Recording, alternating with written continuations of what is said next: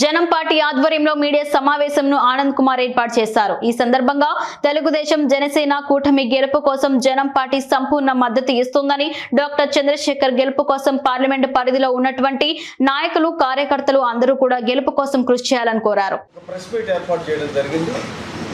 ఈ press meet యొక్క ప్రధానమైనటువంటి ఉద్దేశం ఏంటంటే తెలుగుదేశం జనసేన కూటమి గెలుపు కోసం జనం పార్టీ సంపూర్ణ మద్దతు తెలియజేస్తాం.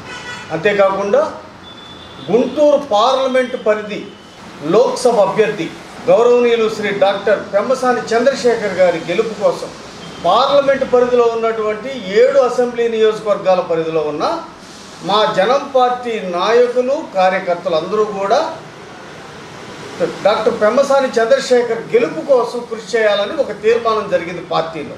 దీనికి ప్రధానమైనటువంటి కారణం ఏంటంటే రావాలి జగన్, కావాలి జగన్, ఒక అవకాశం ఇద్దాంరా, కుర్రవాడు బాగా కష్టపడతాడు, బాగా ఈ రాష్ట్రాన్ని అభివృద్ధి చేస్తాడు, ఉత్సాహవంతుడు అని చెప్పేసి ఒక భ్రమకు లోనయ్యి తీవ్రమైనటువంటి ఆలోచనలేంటి ఒక నిర్ణయం తీసుకొని అతని గెలుపు కోసం కృషి చేశారు. జగన్మోహన్ రెడ్డిని అత్యంత భారీ బంపర్ మెజారిటీ ఇచ్చాం.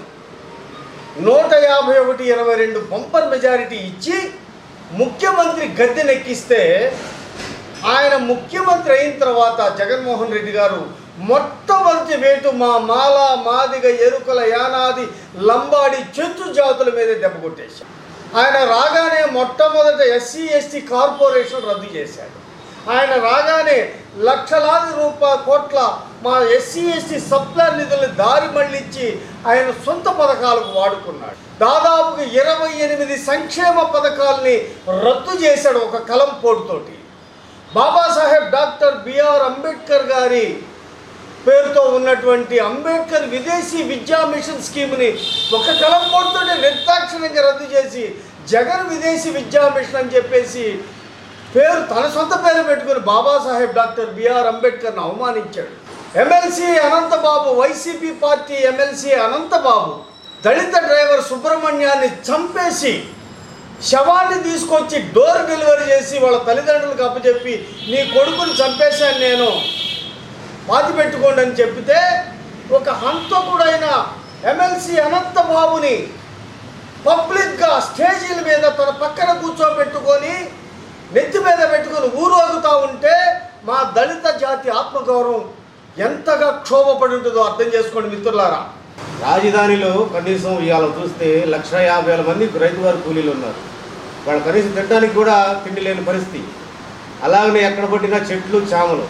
ఒక చెంచా మట్టేలా ఈ జగన్మోహన్ రెడ్డి అతను ఇలా తగుడు నమ్మాలో చేసి హోమ్ మినిస్టర్గా ఉంటూ ఒక సుచిత్ర మా SC క్యాండిడేటే, ఆవిడ ఆడవాళ్ళని కొట్టించి నన్ను హింస పెట్టింది. ఇవాళ ఆడకొచ్చి నేను కూడా ఒక ఎమ్మెల్యేగానే చెప్పి అభ్యర్థి చేస్తుంది. అలాంటి వాళ్ళకి మనం ఎలా మద్దతు ఇవ్వాలి? ఇలాంటి ఆమె ఆడకూతురే కదా, ఆడకూతుర్ని ఎంత హింస పెట్టారో మీడియా మిత్రులు అందరూ తెలుసు, చూశారు మీరు. పోలీసులతో ఎంత ఎలా లాఠీ చార్జ్ చేయించిందో, ఎలా చేసిందో ఆడవాళ్ళ అసలు ఇక్కడ పట్టుకుని ఇట్లా పీకటం చేయడం పోలీసులు హైకోర్టు కాడ కావచ్చు, అలాగే ఇప్పటికీ సరే ఎంత విమర్శ చేశారు. ఇంట్లో నుంచి పెట్టిన ఆడవాళ్ళని అంతే నేను గుర్తు చేసి వాళ్ళకి 1500 రోజులైంది. కనీసం ఏది కూడా అమరావతి రాజధానిలో కానీ ఎక్కడా కూడా ఎంత పని కూడా చేసి పాపం లేదు.